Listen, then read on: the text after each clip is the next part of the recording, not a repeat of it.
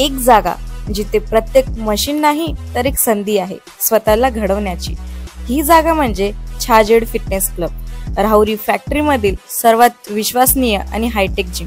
महिलांसाठी स्वतंत्र batches and trainers, 100% safe and positive environment, AC सह पूर्ण सुविधा असलेली जिम, hitech equipments, full body workout साठी योग्य। तर यायचं कुठे आहे?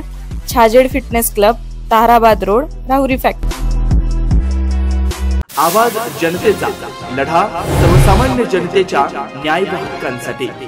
गणपती विसर्जनासाठी शेवगाव शहरात शेवगाव नगर परिषदेकडून नियोजन केलं होतं। शहराच्या ठिकाणी ठिकठिकाणी कृत्रिम तलाव तयार करून तिथे गणेश विसर्जन करण्यात आलं।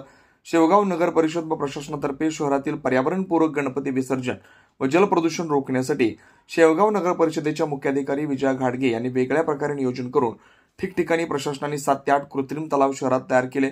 मुख्याधिकारी घाडगे व त्यांची टीम यांनी स्वतः गणपती मूर्ती कृत्रिम तलावात गणपती बाप्पाला विसर्जन करा, विसर्जनाच्या ठिकाणी भेटी देऊन नागरिकांना आवाहन केलं।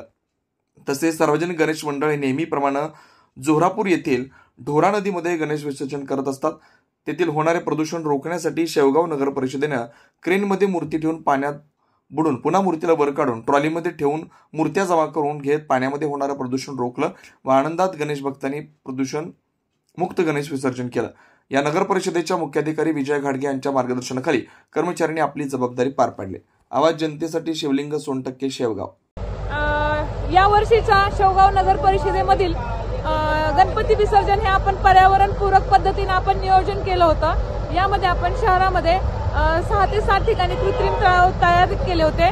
तसेच जोहरापूर नदीला मोठ्या गणपतीसाठी क्रेनची सुविधा, तसेच छोट्या गणपतींसाठी ज्यांना कृत्रिम तलावापर्यंत पोहोचता आले नाही त्यांच्यासाठी आपण नौकेचं नियोजन केलं होतं। त्यानुसार गणपती त्यामध्ये आपण बुडवून आपण त्याचं सगळं पावित्र्य राखून आपण सगळ्या गोष्टी नियमांचं पालन करून आपण गणपती बाप्पाचं पर्यावरणपूरक विसर्जन करून त्याच्यामध्ये नदीचे प्रदूषण होणार नाही आणि सर्व लोकांच्या ज्या भावना आहेत ह्या सर्व समजून ह्या लोकांनी ह्या पर्यावरणपूरक गणपती विसर्जनाला खूप मोठे सहकार्य केलेलं आहे। त्यामुळे आपण या नदीचं स्वच्छता आणि आपल्या गणपती बाप्पाचं पावित्र्य सर्वांचा समतोल राखून आपण हा गणपती विसर्जन हे एवढ्या चांगल्या उत्साहात आणि चांगल्या एका प्रकारे आपण या वर्षी नियोजन केल्यामध्ये आणि लोकांच्या सहकार्यामुळे पार पडले।